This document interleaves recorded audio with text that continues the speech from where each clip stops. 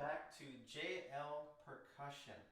Today we're going to get into the 2-mallet Etude, and I'm just going to give you a guide as to the stickings that I chose, some things you need to be on the lookout for as you play on a mallet instrument, and hopefully I can help you be successful for your auditions and any future pieces of music that you happen to learn. So before we dive into the Etude, I want to give you some general 2-mallet fundamental considerations. To help you build accuracy through this Etude, you should be moving your body along with your mallets. You want to stay as centered as possible.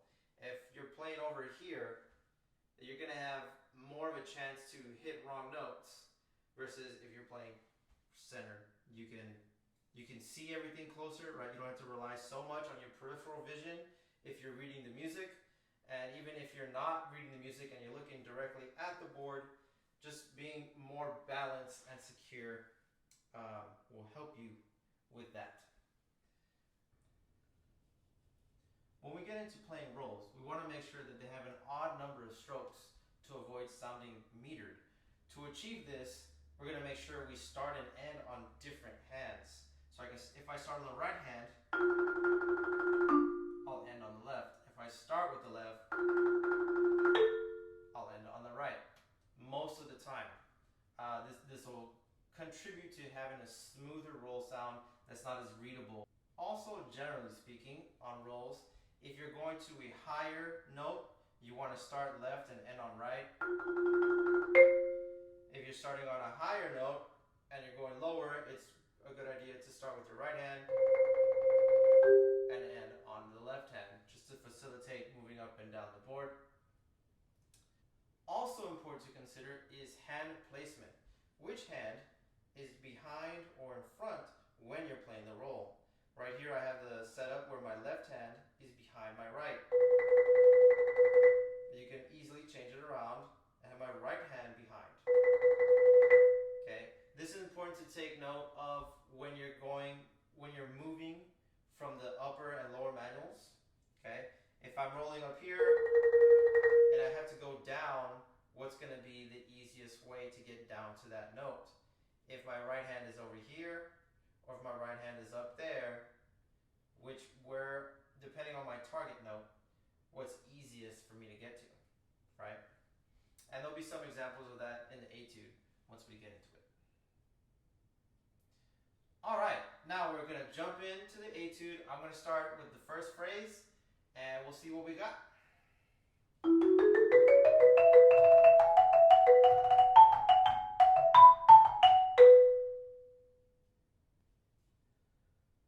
All right, we're gonna slow that down and give that another look.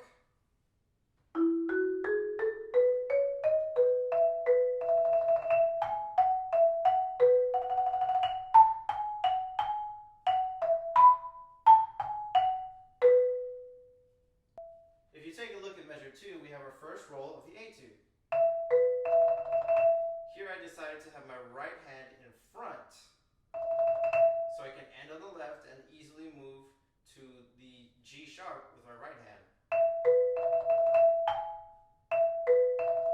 Also notice that I started with my right hand, right, left, to get to the G sharp with my right hand. And I do choose to do a double there. I changed the sticking because I wanted to start that roll on the F sharp with my right hand. Okay, so on this other roll here, I do also have my right hand in front. You could easily switch it to right hand behind. And that puts you in a good position to get to the A. Okay, it's up to you, but I, for some reason, naturally, having the right in front felt better to me.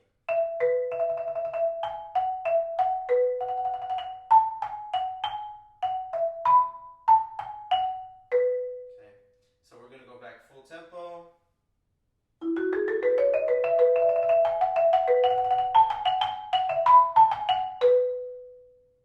All right, the next chunk, starting at measure 6, is the 7.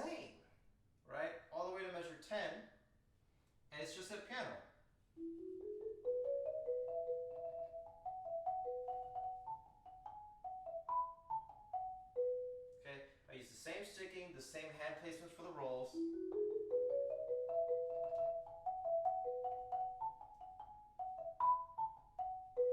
Now you do have to be careful at the lower heights to watch your beating spots. Now that you're not flowing with the mezzo forte to forte range,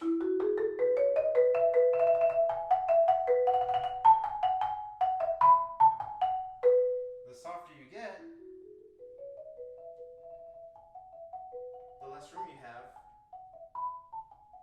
to move out of your way. So you have to do a little bit more movement with your forearms to move the mallet out of the way over here. Now, so the first two phrases from measure 1 to 10 are identical. Okay. Then we get into measure 11 pickups, and we have forte. This is the first time forte is clearly shown. Nice big accent on the D natural.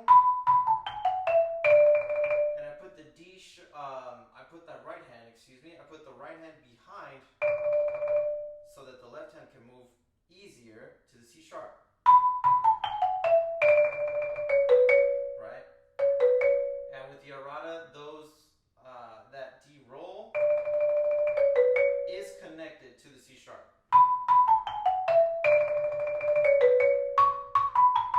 Back to the top here. Same concept, big accent on the E. And I have my right hand in front so we can get to the D sharp easier.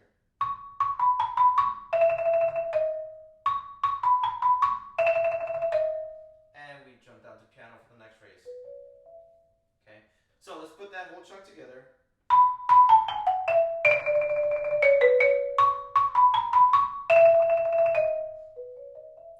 With a piano release. Right? So far, we have from top to letter A, and we have all those considerations here.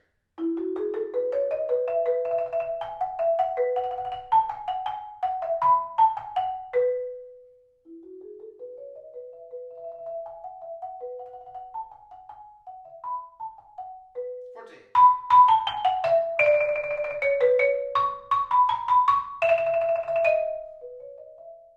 All right, as we get to letter A, we're at piano, and I start with the left hand instead of the right that's written, and I do this just because I like the pickups feeling,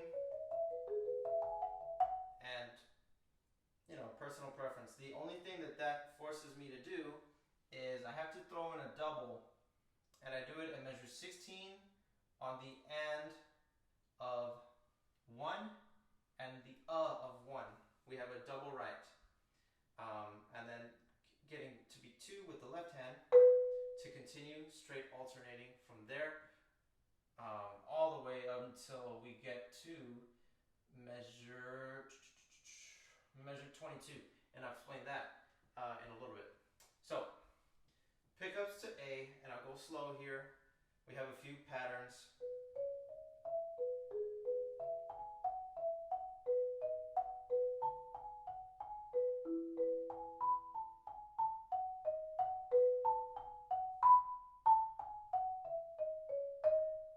Okay, and that's really the first little chunk of letter A that I like to think of as one unit. So like I said, left hand start, alternating from here, right, left, left, and then we're alternating. And here's where we start to crescendo. Still alternating, left, right, decrescendo. And we end on a D sharp right there. But make sure you end in the center. Okay. So as we play soft here, we want to make sure that, yes, we're coming from the wrist, but it's a really slight movement.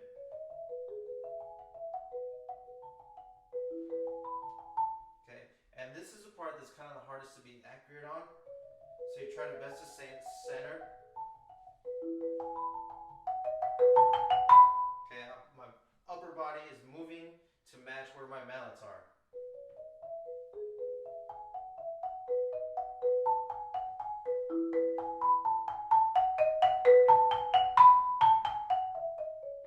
That way way you're going to be the most accurate as possible. So if I try to do that a little bit faster.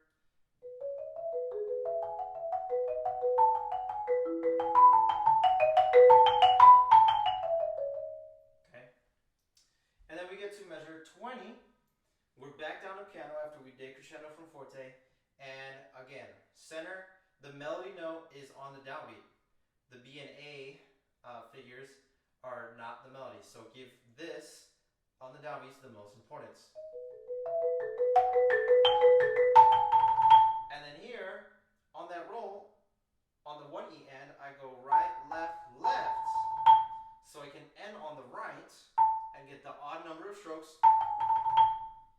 And then I can move to the E of 2 on the B with my left hand.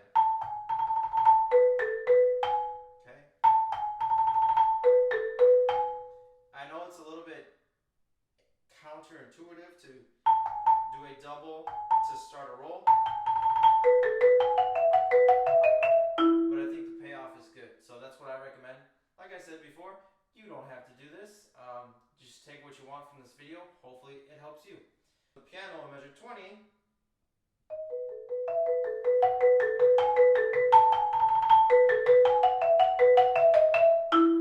So I got a few doubles here. Right, left. Right, left. Okay. And that's just the best way that I could feel that part.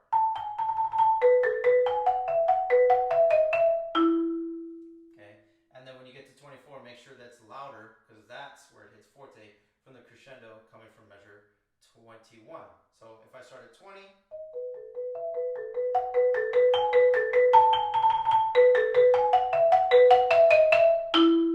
that's the loudest point. So when we get to letter B, it's similar to the start of the piece, but now it's at mezzo piano, and then we start doing a crescendo, right? So that first bar, okay, just like the first one, and then it changes from there, crescendoing. And now we're at fortissimo, and with that B having an accent on it, that is the loudest note in this piece. So determine what heights you're comfortable with, and choose where's my fortissimo accent going to be, and then the notes after that should be just slightly below it. We don't want to get into drumline type accents where we have an accent up here and then the rest of the notes are treated as taps. We don't want to do that.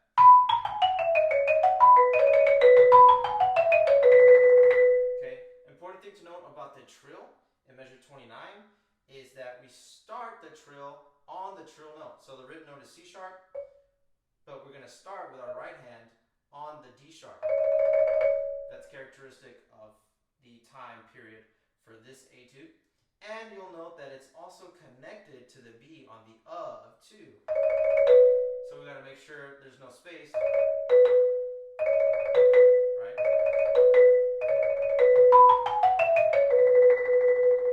And for the 2 count roll, I started with the left hand, and I do have the right hand in front to facilitate coming off the upper manual. So altogether, the B section is going to go like this.